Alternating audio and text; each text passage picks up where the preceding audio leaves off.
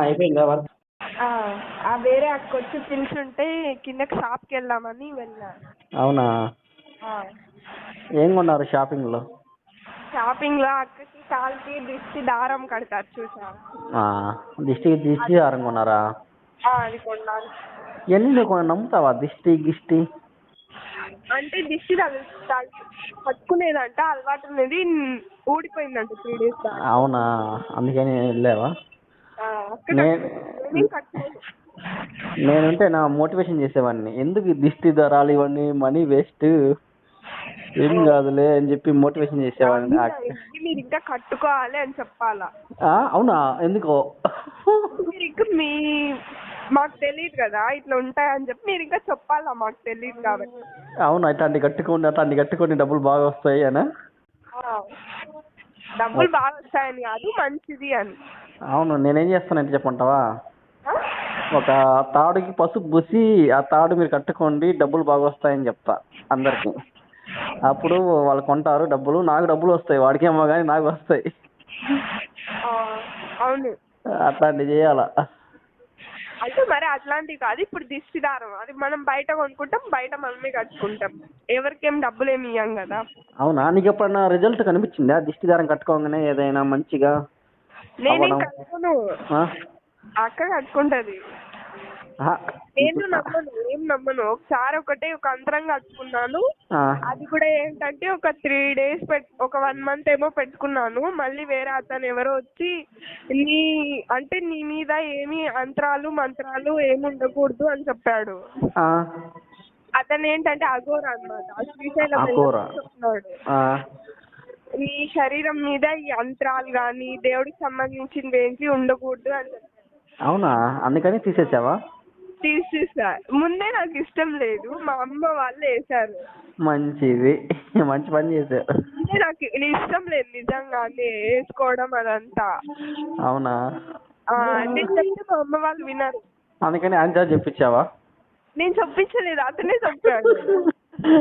Intelligent గా నాకు తెలిసి నువ్వే చెప్పించుంటావు, ఒక 10 రూపాయలు ఇచ్చేవాడికి. అట్లేం చేయాలి, నేనేం అట్లా చెప్పించాను. అయినా నేను చెప్పే కదా అతను ఎవరో కూడా నాకు తెలియదు, సడన్ గా చూసి సడన్ గా అతనే చెప్పాడు. అవునా? మళ్ళీ ఇంకోటి చెప్పాడు, నీకు బాగా మంచి హస్బెండ్ వస్తాడు, నువ్వే ఎక్కువ గొడవలు పడతావు అని చెప్పాడు. ఏం చెప్పాడు? నాకు మంచి హస్బెండ్ వస్తాడంట, నిన్నే ఎక్కువ గొడవలు పడతావు. అది మాత్రం కరెక్టే, వాళ్ళు చెప్పాడు. ఎందుకు? అంతే, నువ్వు గొడవలు పడతా ఉంటావు. ఎందుకు అతను అలా చెప్తాడు? నువ్వు క్యూట్ వాయిస్ వేసుకొని అరుస్తూ ఉంటావు కదా నాన్ స్టాప్ గా, అందుకని నువ్వే గొడవ పడుతుంటావు. వాళ్ళు అట్లా చెప్తారు అంతే, మేము అవన్నీ ఏం నమ్మం. రియల్ అవన్నీ ఏం జరగవు. అసలు మన లైఫ్ ని కంట్రోల్ చేయడానికి మన లైఫ్ వాడికి ఎట్లా తెలుస్తుంది చెప్పు? మన లైఫ్ వాడికి ఎట్లా తెలుస్తుంది? మన లైఫ్ మనకే తెలియదు ఏం జరుగుతుందో. కొంతమంది నమ్ముతారు, అని జరుగుతాయి కూడా, అవి మనం నమ్మితేనే జరుగుతాయి. నమ్మితేనే జరుగుతాయా? సరే, 1 కోటి రూపాయలు దొరకాలని నువ్వు నమ్ము, మా ఇద్దరం కోటీశ్వరులు అయిపోదాం. కొన్ని రోజులు అట్లనే ఒక 2-3 years గట్టిగా అనుకున్నామంటే ఒకవేళ దొరకపోవచ్చు, కానీ మనమే సంపాదించే శక్తి అయినా ఏదో ఒకటి వస్తే, లా ఆఫ్ అట్రాక్షన్ సైన్స్ కూడా అదే.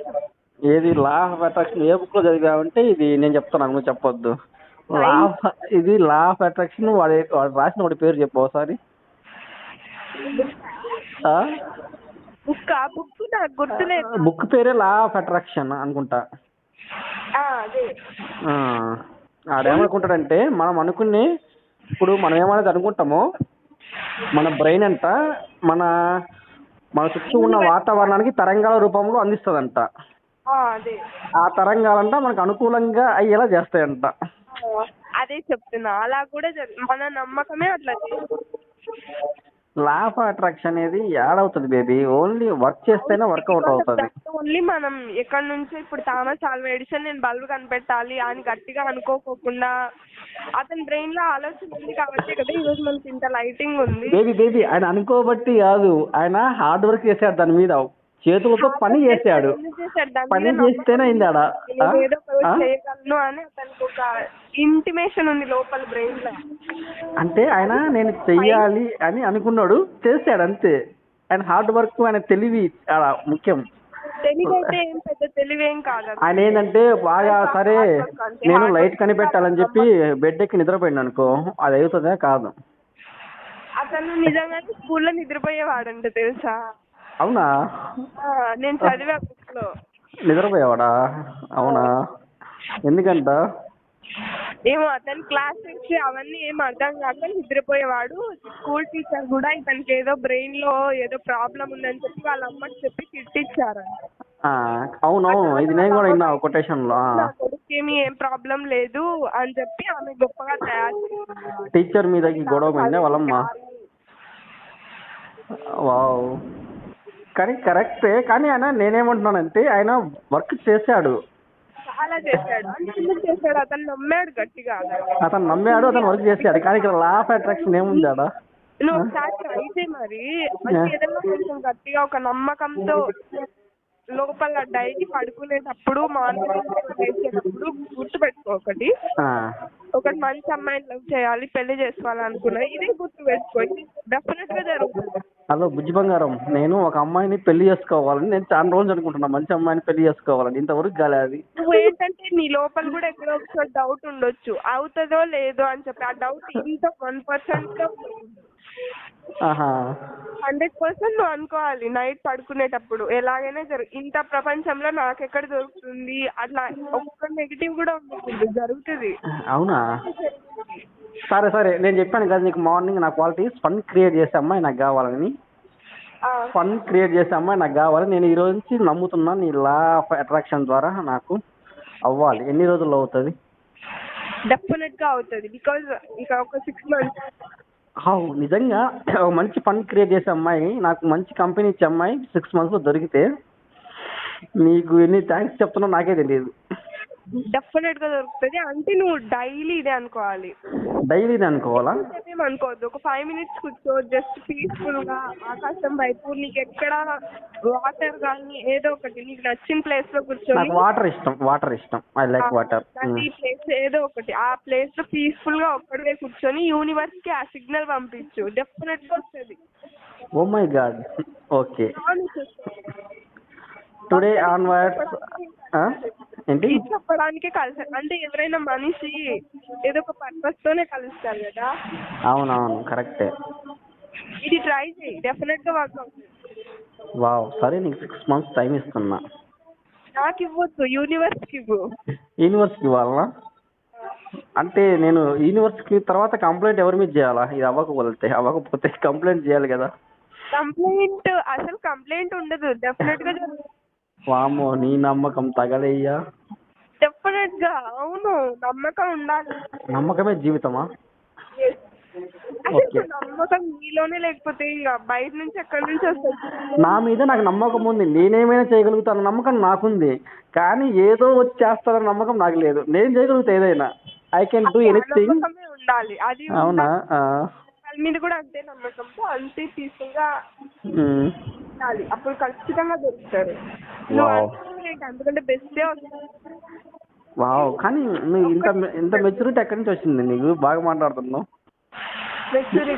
నిజంగా నాకు ఇలా మాట్లాడగలిగే ఫ్రెండే కావాలి, సుత్తే కాకుండా. అసలు భలే మాట్లాడుతున్నావు. ఇంత మెచ్యూరిటీ ఎక్కడి నుంచి వచ్చింది? ఏంటో అలా వచ్చేసింది. అలా వచ్చేసిందా? చిన్నప్పటి నుంచి బుక్స్ చదవడం ఎక్కువ. అవునా? బాబా, గ్రేట్. నువ్వేంటంటే నెక్స్ట్ నుంచి చెప్పావు కదా భగవద్గీత చదువుతానని, ఆ పుస్తకం అవాయిడ్ చేసి, ఆ బుక్ అవాయిడ్ చేసి నేను ఒక పుస్తకం చెప్తా, అది చదువు. 7 Habits of Highly Effective People. అందులో ఉన్నవి చెప్తారు కదా, అంటే దేవాలయ రహస్యాలు కొన్ని ఇంపార్టెంట్ సైన్స్ కి సంబంధించి రిలేటెడ్ గా ఉంటేనే నమ్ముతాను, వింటాను. Yeah, you are good. Practical గా ఉండాలి అది. ప్రాక్టికల్ ముఖ్యం ఇక్కడ. ఎవరో వచ్చారు, ఎవరో చంపారంటే నేను చూడలేదు, నేను నమ్మను. నేను ఎందుకు నమ్మాలి? ఇప్పుడు అదొక్కటి నమ్ముతా. అవునవును.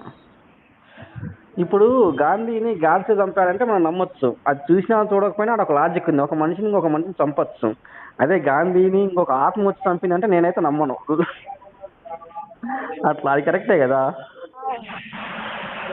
మనకు లాజిక్ అవసరం. యా,